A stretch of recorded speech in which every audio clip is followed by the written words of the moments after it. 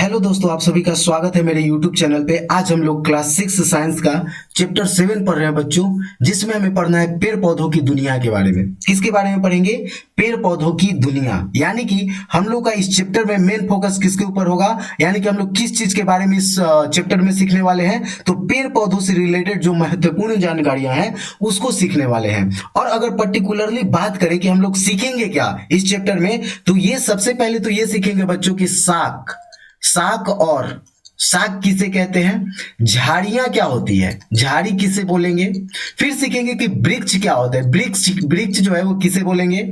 साथ ही साथ ये भी सीखेंगे कि तना का क्या कार्य होता है, ये सीखेंगे। उसके बाद सीखेंगे कि पत्तियां कितने प्रकार की होती हैं। ठीक है, ये सीखेंगे कि पेड़ की जो पत्तियां हैं वो कितने प्रकार की होती है। प्लस में जड़ के बारे में सीखने वाले हैं। किसके बारे में सीखेंगे बच्चों? जड़ के बारे में, कि जड़ का क्या कार्य है। और ये भी सीखेंगे कि जड़ कितने प्रकार के होते हैं। जैसे आप लोग सुने होंगे, एक होता है मुसला जड़, दूसरा होता है झखड़ा जड़ या रेशेदार जड़ जड़ बोलते हैं। तो ये क्या होता है और कौन कौन से पेड़ पौधों में मुसला जड़ मिलेगा, कौन कौन से पेड़ पौधों का जो जड़ होता है वो झखड़ा जड़ होता है, ये भी समझने का प्रयास करेंगे। और अंत में बच्चों इस चैप्टर में सीखेंगे बीज के बारे में। किसके बारे में सीखेंगे? बीज, यानी कि बीज का क्या कार्य है और बीज हमें बीजों से अंकुरन कैसे होता है, पेड़ कैसे बनते हैं, ये भी समझेंगे। ठीक है, तो इतनी सारी जो जानकारियां हैं वो आपको इस चैप्टर में मिलेगा। जब आप इस कंप्लीट ये जो चैप्टर है इसके वीडियोस को देखिएगा तो इन सारी चीजों के बारे में बहुत ही महत्वपूर्ण जानकारियां मिलने वाली है। ठीक है, तो आइए चैप्टर की शुरुआत करते हैं और पढ़ते हैं। और आगे बढ़ने से पहले बच्चों एक छोटा सा रिक्वेस्ट है,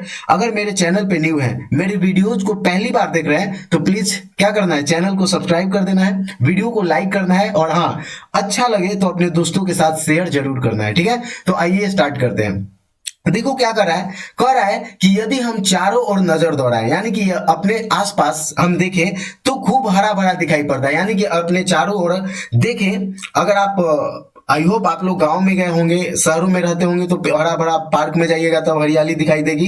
वैसे तो शहरों में क्या है, घर जितने भी सिर्फ बिल्डिंग से बिल्डिंग्स दिखाई देते हैं। बट अगर आप गांव में रहते हैं और अपने आसपास, घर के आसपास देखिएगा तो क्या दिखाई देगा, हरियाली दिखाई देगी। यानी कि चारों तरफ हरा भरा दिखाई पड़ता है। आखिर यह हरियाली, यानी कि जो चीजें हरी भरी दिखाई दे रही हैं, वो किसके बलबूते है, यानी कि किस क्यों है।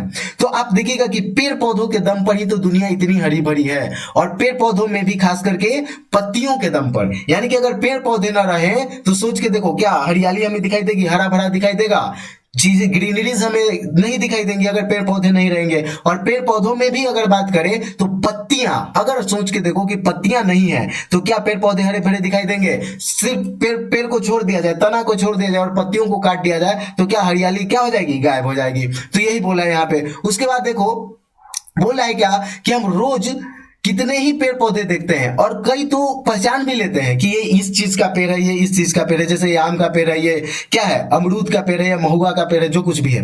यदि पेड़ पौधों पर पत्तियां ना हो, क्या बोला है कि यदि पेड़ पौधों पर पत्तियां ना हो तो क्या उन्हें पहचान पाना संभव है? बिल्कुल भी नहीं। हम लोग क्या करते हैं, पत्तियों को देख करके ही तो बताते हैं कि ये किस चीज का पेड़ है। यानी अलग अलग पेड़ पौधों की पत्तियों में कुछ विशेषता होती है, इसीलिए हम उन पत्तियों की विशेषताओं को समझते हुए हम क्या बता देते हैं कि अच्छा, ये इसकी पत्ती ऐसी दिखाई दे रही, इसका मतलब क्या होगा, ये इस चीज का पेड़ होगा।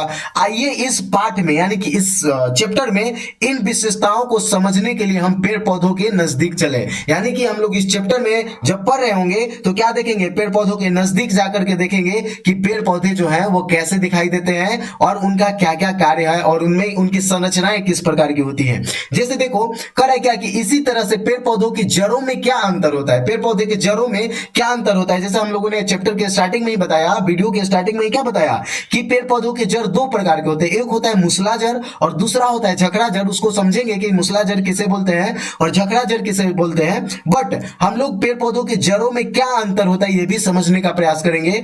और बोला है क्या कि क्या आपने बीजों के महत्व पर विचार किया है? सोचिए भला भला बीज पेड़ पौधों की किस काम में आता होगा। इस पार्ट में हम बीज के अंदर झांक कर भी देखने की कोशिश करेंगे कि एक सीड के अंदर क्या स्ट्रक्चर होता है, उसकी बनावट क्या होती है। इस पार्ट के अंत तक हम पत्ती, जड़ और बीज के बीच संबंधों को भी समझने का प्रयास करेंगे। ठीक है, पेड़ पौधों के अध्ययन के लिए हमें कई बार स्कूल के बाहर सैर पर भी जाना होगा, बाग बगीचों और खेतों में जाकर उनका अवलोकन करना होगा। ठीक है, तो आइए हम शुरुआत करते हैं। और देखो इस चैप्टर की शुरुआत में जब आपके टीचर ये चैप्टर पढ़ा रहे होंगे तो बोल रहे हैं क्या, वो आपको क्या है नजदीक के गार्डन में लेकर के जाएंगे और चीजों को दिखाएंगे।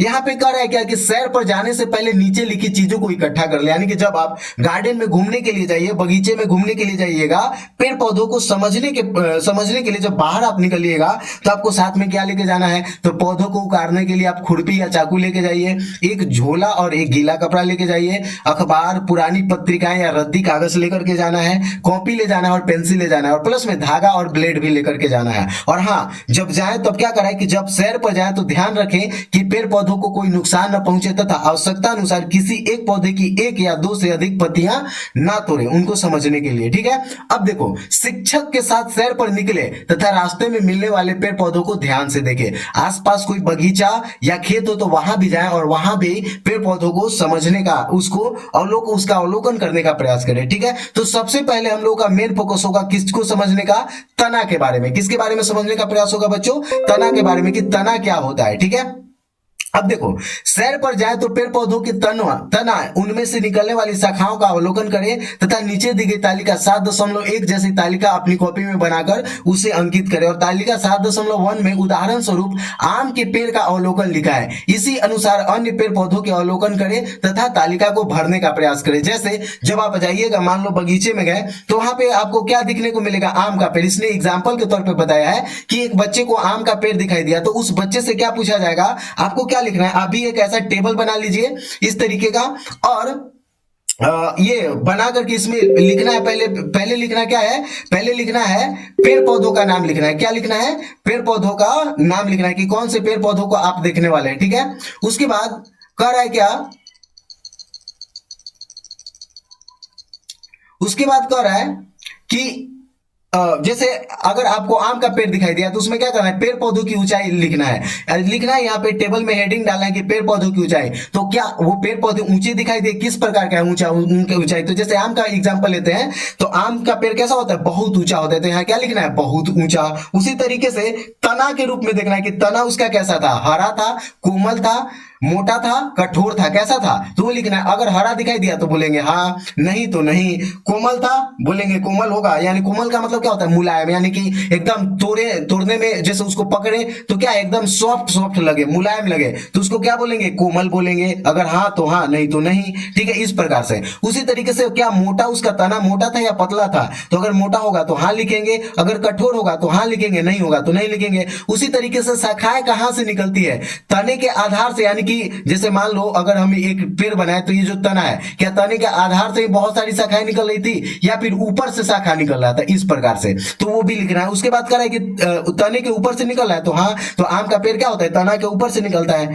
दूसरा है पेड़ पौधों का वर्ग क्या था, वो वृक्ष में आता है, शाख में आता है या झाड़ी में आता है, वो भी लिखना था। ठीक है, तो ये एक टेबल बना करके ऐसे लिखना है। फॉर एग्जाम्पल देखो, अब देखो यहां पे तालिका के अवलोकन से स्पष्ट होता है कि पौधों को 3 वर्गों में बांटा जा सकता है। जब हम तालिका को पढ़ते हैं ऊपर वाला, तो हम क्या समझ सकते हैं कि पौधों को कितने वर्गों में बांटा जा सकता है, 3 वर्ग में। कितने वर्गों में बच्चों, 3 वर्ग में, यानी कि जितने भी हरे भरे पेड़ पौधे हमें दिखाई देते हैं उनको हम कितने वर्गों में बांट सकते हैं, तो 3 वर्गों में बांट सकते हैं। पहला जो वर्ग होगा, जिन पौधों का तना, ध्यान से समझना, पहला जो वर्ग होगा उसे शाख बोलेंगे। क्या बोलेंगे, शाख बोलेंगे। पहला जो वर्ग होगा उसे क्या बोलेंगे, शाख। दूसरा जो वर्ग होगा उसे झाड़ी बोलेंगे, और तीसरा जो पेड़ पौधों का वर्ग होगा उसे वृक्ष बोलेंगे। तो ये तीनों में क्या अंतर है, क्यों एक पौधे को शाख बोलेंगे, क्यों एक पौधे को झाड़ी बोलेंगे, और क्यों एक जो पेड़ पौधा है उसको वृक्ष बोलेंगे, उनमें मेन डिफरेंस क्या है, उनको समझने का प्रयास करते हैं। तो देखो यहां पे क्या बोला है कि जिन पौधों का, क्या बोला है कि जिन पौधों का तना, यहां पे देखो हम लोग डिफरेंशिएट किससे करेंगे, तने से। तो बोला है क्या कि जिन पौधों का तना कैसा हो, हरा हो, कैसा हो, हरा हो, और कोमल हो, यानी कि मुलायम होता है, तथा सामान्यतः कम ऊंचाई के होते हैं, उन्हें क्या कहा जाता है, शाख कहा जाता है। यानी कि वैसे पेड़ पौधे जिनका तना क्या होगा, एकदम हरा होगा और कोमल होगा, तथा उनकी ऊंचाई क्या होगी, कम होगी। जैसे फॉर एग्जांपल देखो, ये क्या है, ये किसका एग्जांपल है, शाख का एग्जांपल। इसके तना कैसे है, हरे भरे हैं, और इसका जैसे कोई फूल का पेड़ होता है, वो कैसा होता है, फूल का जो पौधा होता है उसके तने को छुइएगा तो क्या होता है, बहुत ही सॉफ्ट होता है, बहुत ही मुलायम होता है और हरा भरा होता है, प्लस में इसका ऊंचाई भी क्या होगा, ज्यादा नहीं होगा, इसलिए इसे क्या बोलते हैं, शाख बोलते हैं। इसे क्या बोलेंगे, शाक बोलेंगे। तो शाक समझ में आया, शाक किसे बोलते हैं, शाक किसे बोलेंगे, तो वैसे पेड़ पौधे, वैसे पेड़ पौधे, वैसे पौधे जिनका तना कैसा होगा, हरा होगा, कोमल होगा तथा सामान्यतः उनकी ऊंचाई कैसी होगी, कम होगी, उन्हें क्या बोलेंगे, शाक बोलेंगे। तो आई होप शाक क्या होता है वो समझ में आ गया होगा। और यहाँ पे पिक्चर में भी आप देख सकते हैं, यहाँ पे एक जो फिगर बनाया गया है इसमें आप देख करके समझ सकते हैं कि ये किसका एग्जाम्पल है, शाक का एग्जाम्पल है। दूसरा आते हैं, जिन पौधों में शाखाएं तने के आधार से अधिक संख्या में निकलती है तथा जिनका तना सख्त, जिनका पहला एग्जाम्पल, पहला जो डिफरेंस है वो है क्या, कि पौधों में शाखाएं यानी कि जो ब्रांचेज हैं वो कैसे निकलेंगे, तने के आधार से निकलेंगे, आधार से अधिक संख्या में निकलती है, तथा जिनका तना, जो निकला हुआ तना है वो कैसा रहेगा, सख्त रहेगा। सख्त मतलब कठोर रहेगा, पतला रहेगा और काष्ठीय होता है, उन्हें क्या बोलते हैं, झाड़ी बोलते हैं। उन्हें क्या बोलेंगे बच्चों, झाड़ी बोलेंगे। हम आपको पिक्चर में भी दिखाएंगे कि शाक का एग्जाम्पल कौन सा है, झाड़ी का एग्जाम्पल कौन सा है। और जिन पौधों का तना कैसा होगा, सख्त होगा, भूरी छाल वाला होगा, मोटा होता है और जिनकी शाखाएं तने के ऊपर से निकलते हैं उन्हें क्या कहते हैं, वृक्ष कहते हैं। फॉर एग्जाम्पल देखो तो यहाँ पे अगर हम देखें तो इसका जो तना है इसमें बहुत सारे निकल रहे हैं ना, पतले पतले पतले पतले पतले पतले बहुत सारी क्या है, शाखाएं निकल रही हैं, इसलिए इसे क्या बोलेंगे, झाड़ी बोलेंगे। और इसका भी हाइट क्या है, वृक्ष से छोटा होता है। और प्लस में वृक्ष किसे बोलेंगे, तो वृक्ष का, जिन पौधों का तना कैसा होगा, सख्त होगा। सख्त का मतलब कठोर होगा, भूरी छाल वाला होगा, और देखो तो भूरा दिखाई दे रहा है, भूरी छाल वाला, और मोटा होता है, प्लस में कैसा होगा, मोटा होगा। और जिनकी शाखाएं तने के ऊपरी भाग से निकलता है, देखो तो तने के ऊपरी भाग से निकल रहा है कि नहीं निकल रहा है, ब्रांचेज इसके, उन पौधों को क्या बोलेंगे, उन पौधों को वृक्ष बोलते हैं। क्या बोलते हैं, वृक्ष। तो आई होप ये जो तीनों डिफरेंस है ये आपको क्लियर हो गया होगा कि तना किसे कहते हैं, शाक किसे कहते हैं, वृक्ष किसे कहते हैं, झाड़ी किसे कहते हैं। ठीक है, अब देखो तनों पर पत्तियों की जमावट। अब हम देखते हैं कि जो तना है उसमें पत्ती की जमावट कैसे, यानी कि पत्तियां किस रूप में निकली हुई हैं। ठीक है, जैसे देखो सैर के दौरान पत्तियों की जमावट भी देखिए, पत्तियां डाली पर 3 तरह से लगी हैं। पहला, किसी पौधे की डाली पर एक से अधिक पत्तियां निकलती हैं, ऐसी पत्ती को अकेली पत्ती या एकल पत्ती कहते हैं। क्या करा है यहाँ पे कि किसी पौधे की डाली पर एक जगह से एक ही पत्ती निकलती है, यानी कि एक जगह से एक ही पत्ती निकलेगा, उसे क्या बोलते हैं, एकल पत्री बोलते हैं। क्या बोलते हैं, एकल पत्री। जैसे देखो यहां पे हम देख सकते हैं कि एक जगह से कितनी पत्ती निकल रहा है, एक पत्ती निकल रहा है, इसलिए इसे क्या बोलेंगे, एकल पत्ती बोलेंगे। दूसरा बात क्या बोल रहे हैं यहाँ पे कि जिस किसी पौधे में पत्तियां जोड़ी में एक दूसरे के विपरीत दिशा में निकलती है, ऐसी जमावट को जोड़ीदार जमावट कहेंगे। जैसे फॉर एग्जाम्पल यहाँ पे देखो जोड़ीदार जमावट का एग्जाम्पल ये है, जैसे एक जगह से 2 पत्तियां निकल रही है ना,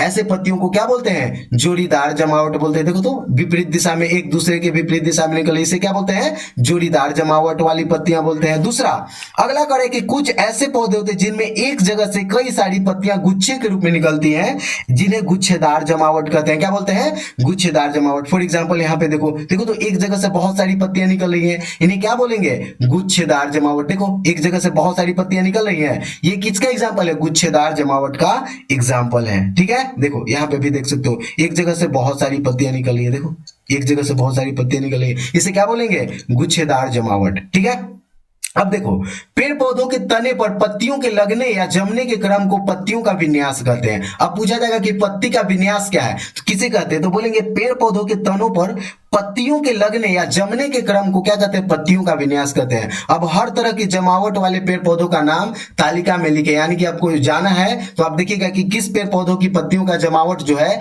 वो एकल है, क्या है, द्विविन्यास वाला है, ठीक है, जोड़ीदार जमावट है या फिर गुच्छेदार जमावट है। ठीक है, उसका नाम एक एक का नाम लिखना है कि ये पौधे, ये पेड़ है, इस पेड़ का नाम है, इसकी पत्ती एकल पत्ती है। ठीक है, एकल जमावट वाला है। इसका बोलेंगे कि जोड़ीदार जमावट है, यानी कि जोड़े में निकलता है, और इसका बोलेंगे गुच्छेदार है, मतलब एक ही साथ बहुत सारी पत्तियां निकलती हैं। ये आपको जाना है और देख के आना है। ठीक है, अवलोकन के बाद पत्ती को डंठल सहित तोड़े। अब क्या करें कि जब आप अवलोकन करिएगा, देखिएगा उसको, तो क्या करना है, पत्ती को डंठल के साथ तोड़ना है। जिस पौधों की पत्तियां तोड़े उनका नाम कॉपी में लिख ले, साथ ही यह भी लिखे कि उस पौधों पर पत्तियों की जमावट किस ढंग से की थी।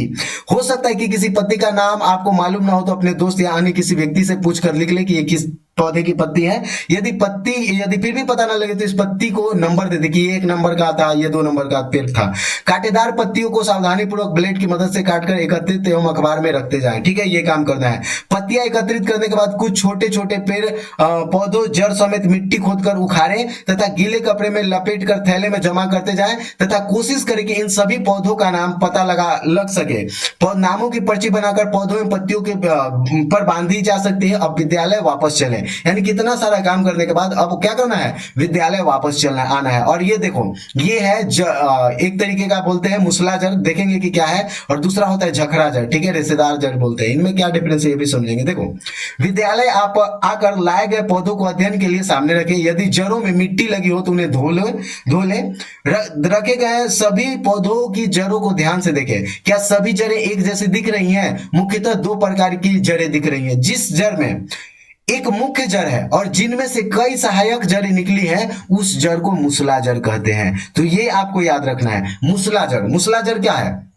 यहां पे आप एग्जांपल देख सकते हैं कि एक मुख्य जड़ यहां पे निकला हुआ है। क्या निकला हुआ है? एक मेन जड़ है, और इसमें क्या है, इसको सपोर्ट करने के लिए सपोर्टिव जो जड़ें हैं वो निकली हुई हैं। तो ऐसे जड़ को क्या बोलते हैं? मूसला जड़ बोलते हैं। क्या बोलते हैं? मूसला जड़। मूसला जड़ में क्या होगा? एक मेन जड़ होगा और उस मेन जड़ को सपोर्ट करने के लिए छोटी छोटी जड़ें निकली हुई है उस मेन जड़ से। उस जड़ को क्या बोलेंगे? मूसला जड़। तो मूसला जड़ क्या होता है? आई होप क्लियर हो गया होगा। अब देखते हैं दूसरे तरीके का जड़, जिसे रेशेदार या झखरा जड़ बोलते हैं। जिस जड़ में कोई मुख्य जड़ नहीं है बल्कि सभी जड़ें एक ही स्थान से निकलती हैं, उस जड़ को झखरा या रेशेदार जड़ कहते हैं। क्या है झखरा या रेशेदार जड़ में? देखो तो इसमें एक मूसला जड़ निकला हुआ था, एक मेन जड़ निकला हुआ था, और बाकी उसमें से क्या है, ब्रांचेज निकली हुई थी। लेकिन क्या ये दूसरे तरीके का जो जड़ यहाँ पे दिखाई दे रहा है पिक्चर में, देखो तो इसमें कोई मेन जड़ इस टाइप का दिखाई दे रहा है? नहीं दे रहा होगा। सारे के सारे जड़ एक ही जगह से निकले हुए हैं। तो ऐसे जड़ों को क्या बोलते हैं? झखरा या रेशेदार जड़ बोलते हैं। तो आई होप मूसला जड़ क्या होता है, रेशेदार या झखरा जड़ क्या होता है, ये क्लियर हो गया होगा। ठीक है, अब देखो, अब आगे पढ़ते हैं। आगे क्या कर रहा है? आगे बोला है बच्चों कि अब अपने द्वारा लाए गए सभी पौधों को उनकी जड़ों के आधार पर मूसला जड़ या झखरा जड़ 2 समूह बांटे और उनका नाम लिखे कि मूसला जड़ में ये फलाना फलाना जो पेड़ है ये पौधे आते हैं, और झखरा जड़ इन पेड़ पौधों का नाम है। ठीक है, इन पेड़ पौधों के जो जड़ होते हैं वो झखरा जड़ होता है। ठीक है, जड़ तना के कार्य। अब देखो, 2 इंपॉर्टेंट चीजें हैं कि जड़ का क्या कार्य है और तना का क्या कार्य है, इसको भी समझ लेते हैं। तो देखो, जड़ क्या करता है? तो जड़ मिट्टी को मजबूती से पकड़कर पौधों को खड़ा रखने में मदद करती है। यानी कि जड़ का काम क्या होता है? तो जड़ का काम होता है मिट्टी को मजबूती से पकड़ करके रखना और पौधों को खड़ा रहने में मदद करता है। ठीक है, यदि मिट्टी में उपस्थित जल एवं खनिज लवणों, और ये क्या करे कि जड़ जो होता है वो मिट्टी में उपस्थित जल एवं खनिज लवणों को अवशोषित करने का काम करता है, और अवशोषित कर करके तना के द्वारा पत्तियों तक पहुंचाने का काम, पत्तियों तक भेजने का काम करता है। कौन? जड़ करता है। ठीक है, पहले अवशोषित करेगा और अवशोषित करके तना को दे देता है कि आप ऊपर पत्तियों तक पहुंचा दीजिए भोजन बनाने के लिए। फिर जड़ क्या करता है? मिट्टी को बांधती है तथा मिट्टी के कटाव को रोकती है। जड़ का भी ये भी काम होता है। कुछ पौधों की जड़ों में भोजन का संग्रहण भी होता है। ठीक है, तो ये हो गया जड़ के कार्य, ये आपको याद कर लेना है। ठीक है, ये आपका होमवर्क रहा, ये आपको याद करके आना है। क्या? जड़ के कार्य। ठीक है, दूसरा है तना। तना का क्या कार्य होता है? तो तना पौधों को आकृति प्रदान करता है। यानी कि पेड़ पौधे जो हमें जिस रूप में दिखाई देते हैं वो किसका रिजल्ट होता है? तो वो रिजल्ट होता है तना का। अगर तना जिस तरीके के होंगे पेड़ पौधे भी, अगर तना टेढ़ा मेढ़ा होगा तो पेड़ पौधे भी टेढ़े मेढ़े दिखाई देंगे। अगर तना सीधा सीधा होगा तो पेड़ पौधे भी सीधे सीधे दिखाई देंगे। तो कह रहा है क्या कि तना क्या करता है? पौधों को आकृति प्रदान करने का काम करता है। उसके बाद है कि यह जल, खनिज लवण एवं भोजन के संवहन का मार्ग है। यानी कि अगर जैसे पहले खनिज लवण और जो जल जड़ के द्वारा अवशोषित होता है वो तना के द्वारा किसके पास पहुंचता है? पत्तियों तक पहुंचता है। और फिर जो भोजन बना दिया गया पत्तियों के द्वारा वो फिर अलग अलग भाग में पेड़ पौधों के वो कौन पहुंचाता है? तना पहुंचाता है। तो यानी कि भोजन के संवहन यानी कि ट्रांसपोर्टेशन का काम करता है। ठीक है, अब देखो अगला कार्य होता है कि कुछ पौधों के तने भूमिगत होकर भोजन संग्रहण भी करते हैं। यानी कि कुछ पौधे ऐसे होते हैं जिनका जो तना है वो जमीन के अंदर चला जाता है और वहां पे भोजन का संग्रहण करने का यानी कि उसको एकत्रित करने का काम करता है। ठीक है, तो इस वीडियो में बच्चों इतना ही पढ़ते हैं। अगले वीडियो में हम लोग क्रियाकलाप 1 पढ़ेंगे और ये भी समझने का प्रयास करेंगे तना किस प्रकार से संवहन का काम करता है, उसके लिए एक एक्टिविटी करके देखेंगे। उसके बाद पत्तियों का स्ट्रक्चर पढ़ेंगे, जो लीफ है उसकी कितने प्रकार के लीफ होते हैं और स्ट्रक्चर उनका कैसा है, उनमें क्या क्या डिफरेंस है, उनमें क्या क्या अंतर है, ये भी समझने का प्रयास करेंगे नेक्स्ट वीडियो में। तो इस वीडियो में इतना ही रहने देते हैं, मिलते हैं नेक्स्ट वीडियो में, तब तक के लिए धन्यवाद, टेक केयर। और हाँ, अभी तक मेरे चैनल को सब्सक्राइब नहीं किया है बच्चों तो प्लीज चैनल को सब्सक्राइब जरूर कीजिएगा, वीडियो को लाइक कीजिएगा और अपने दोस्तों के साथ शेयर करना नहीं भूलिएगा, ठीक है। तो मिलते हैं नेक्स्ट वीडियो में, तब तक के लिए धन्यवाद, टेक केयर। हेलो दोस्तों, आप सभी का स्वागत है मेरे YouTube चैनल पे। आज हम लोग क्लास 6 साइंस का चैप्टर 6 पढ़ रहे हैं बच्चों, जिस सॉरी